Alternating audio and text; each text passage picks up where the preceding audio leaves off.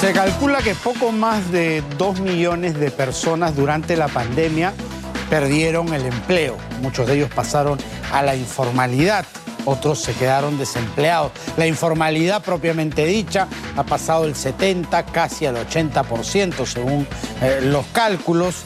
Y lo que se espera de este siguiente gobierno es justamente apuntalar en ese sentido, reducir la informalidad, generar empleo para reponer el empleo a los que los perdieron y generar más puestos de trabajo. ¿Cuáles son, en todo caso, los retos económicos del siguiente gobierno y cómo se encuentra la economía peruana luego de año y medio de pandemia? ¿Cómo la va a recibir la administración de Castillo? Eso se lo preguntamos a César Fuentes, que es director de la Maestría de Gestión Pública de ESA.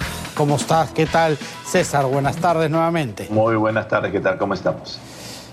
A ver, las cifras, si bien en este último periodo del 2021 son algo alentadoras porque se ha recuperado en algo la economía, si hacemos sumas y restas no llegamos ni de cerca a lo que teníamos en 2019, que tampoco era un panorama absolutamente positivo, ¿no? Porque el crecimiento era poco, ¿no? ¿Cómo va a encontrar la economía Pedro Castillo?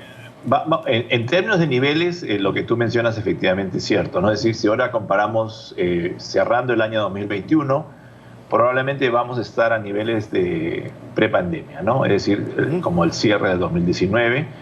Entonces tenemos lamentablemente casi 2 años perdidos en términos de crecimiento. Ahora, ¿qué cosa es positivo desde el punto de vista de cómo recibe el presidente Castillo el gobierno? Uno es que hay un factor inercial de crecimiento, lo estamos viendo. Esto es porque las cifras efectivamente en el segundo y tercer trimestre del año pasado eran bastante negativas. Entonces ahora esta recuperación de 10%, estimados más o menos, como varios analistas señalan, es un positivo. Es decir, estamos en repunte, eso es un tema positivo. No estamos tampoco con alta inflación, que era una preocupación en base a la emisión que se hizo el año pasado. Y con la ayuda del Banco Central no tenemos tampoco un repunte o un rebrote de inflación, que era preocupación de muchos. Y por ese lado es un panorama positivo. Lo que efectivamente señalabas tú, la gran tarea de este gobierno y de los próximos es generar empleo para gran parte de los peruanos y un empleo que realmente genere salarios realmente dignos, ¿no? No solamente es crear empleos en base a ayuda social, sino crear empleos realmente productivos. Claro, empleo formal, empleo de calidad. ¿Por qué ruta es la que se debe transitar para conseguir eso?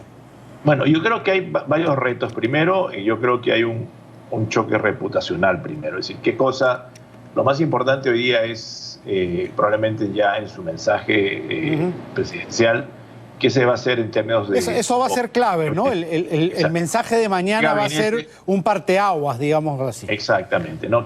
Primero, no solamente qué política va a hacer, y fundamentalmente hay tres personas críticas, ¿no? Que son la SBS, el jefe de la SBS, el Banco Central y el Ministerio de Economía y Finanzas. Esos son los reguladores y los generadores de política pública más importantes ahorita.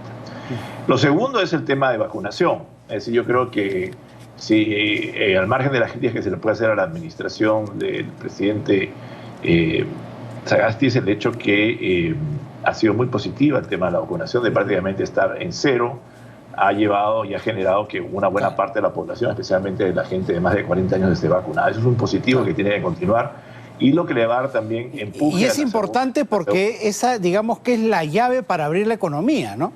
Exactamente. ¿Por qué? Porque ahí regresamos. Esta es una economía de servicios. Entonces, no olvidar que lo que más se ha castigado hoy día en el Perú es el área de servicios, comercio, restaurantes, hoteles. Entonces, si nosotros realmente hacemos que esta pandemia realmente esté focalizada y no crezca con los números que ha estado creciendo, todo esto va a rebotar. Y eso es un positivo. Yo creo que acá la campaña de vacunación sí está conectado a un rebote en la economía, especialmente al primer trimestre del año 2022. Entonces yo creo que es urgente que sí se mantenga esta política. Ya lo han dicho varios miembros del partido, inclusive el señor Castillo, que van a continuar, que es un positivo. Y ahí tenemos, diríamos, el escenario para el año 2022. Yo creo que hay mucho debate sobre la Asamblea Constituyente. Creo que sería, en mi punto de vista, una alternativa de pierde para el señor Castillo. Va a consolidar probablemente su base política, pero va a perder mucho momento que ahorita lo tiene en términos de crecimiento económico. Acordémonos un tema que 80% de la inversión en el Perú es privada, solamente un 20% es pública. No da realmente con inversión pública hacer crecer al Perú. Entonces, si realmente los empresarios y la comunidad empresarial en general ve con mucho escepticismo el tema del gobierno, va fundamentalmente a postergar inversiones, va a ser las mínimas. Y esto va a impactar no solamente en el año 2022, sino en la tasa de crecimiento de años futuros. Claro. Eso es crítico en este gobierno. Y ahí habría que recalcar que todo aquel proyecto que lo que intenta es justamente recargar la inversión sobre el sector público, tanto en inversión en infraestructura como también en generación de empleo, ha fracasado, ¿no? Generalmente el desarrollo viene por la mano privada.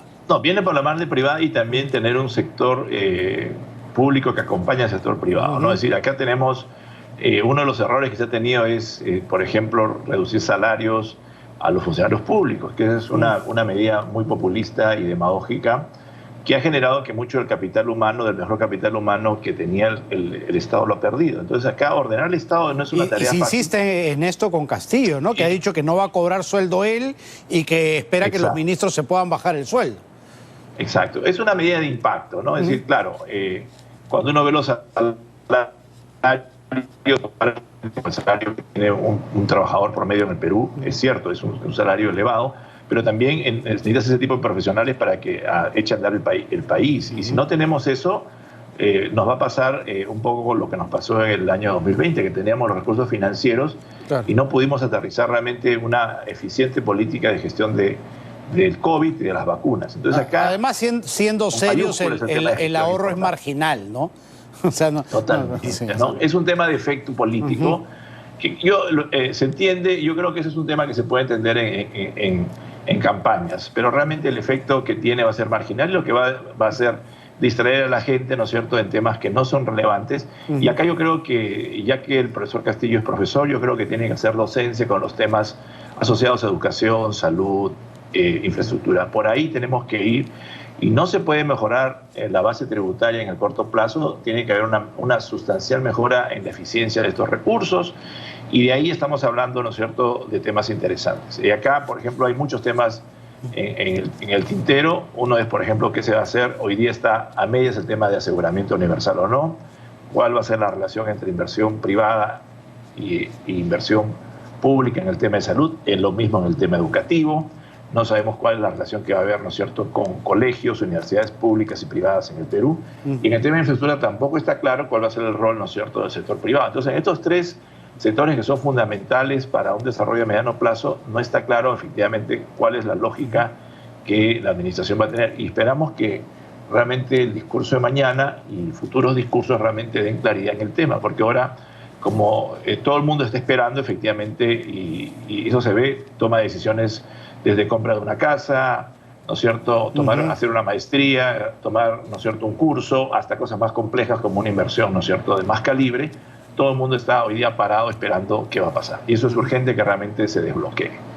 Hay un tema también que puede ser preocupante, y lo tocaba Evo Morales hoy, que ha visitado el país, y es el tema de la nacionalización de los recursos naturales, ¿no? Que también puede ser un freno de mano a inversión futura, sobre todo. Exacto.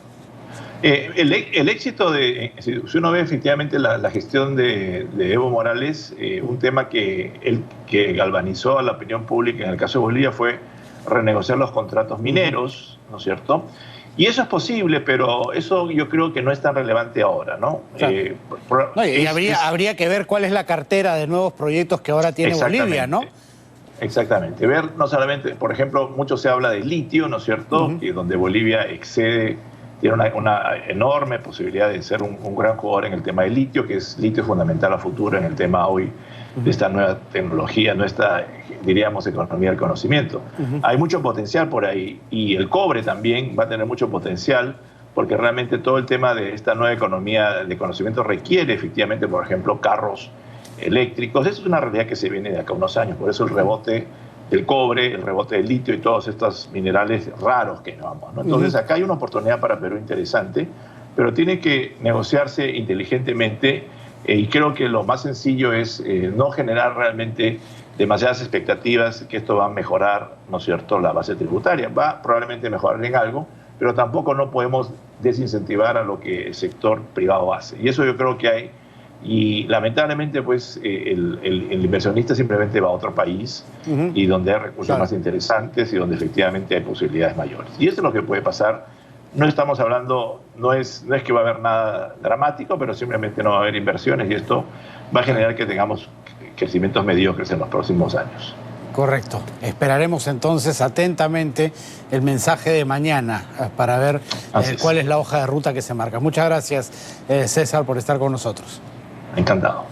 César Fuentes, profesor de SAN y director de la Maestría de Gestión Pública, ha estado con nosotros. Cerramos nuestro bloque económico.